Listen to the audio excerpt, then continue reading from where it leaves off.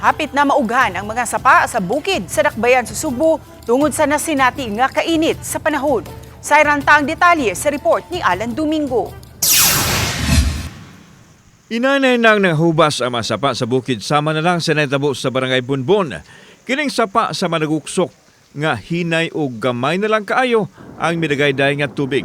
Hinoon aduna pay limaw nga igo na lang katunaan sa kabaw ug matod sa mga tawo nga sa mosunod nga mga adlaw o semana hingpit ng maughan ang sapa. Naa sila say tubod nga kanang mo last yung dugay. Nasa uban nga nagsalig sa sapa. Kung once mahubas ang sapa, wala na po sila ikuan. Ngitan sa laing panginabuhian.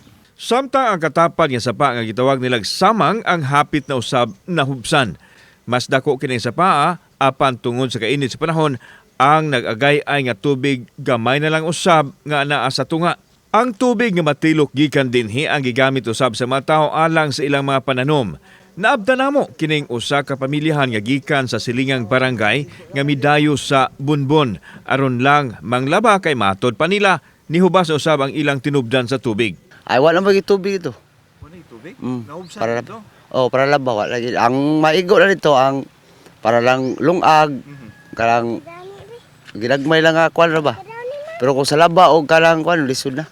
Kini ang sitwasyon sa sapa diri sa may Bukirang barangay sa Bunbon sa Dakbayan sa Sugbo. Kung ato makita inani kadako unta ang sapa gani diri ko naglakaw karon sa tunga nga bahin sa sapa. Apan inanay kining nahubsan mo ni nga gamay na lang ang nag-agas nga tubig sa rasoing sapa. Mula na't nangadto sa tulo ka buwan, wa muulan sa Bukirang barangay. Hinungdan nga inanay nahubsan ang mga tinubdan sa tubig. Nabalaka ang mga mulupyo nga mas mo grabe pa ang epekto nini sa ilang panginabuhian ilabi na nga dunay nagsingabot nga El Nino. Subay nini, gipatutukan ni Mayor Nestor Arjeval ang kahimtang sa kabukiran sa paggrabe pas epekto sa maabot nga El Nino.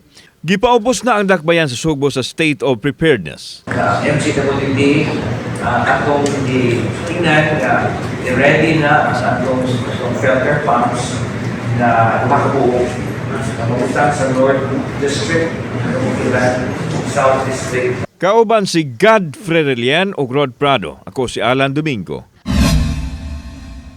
Balitang Bisdak.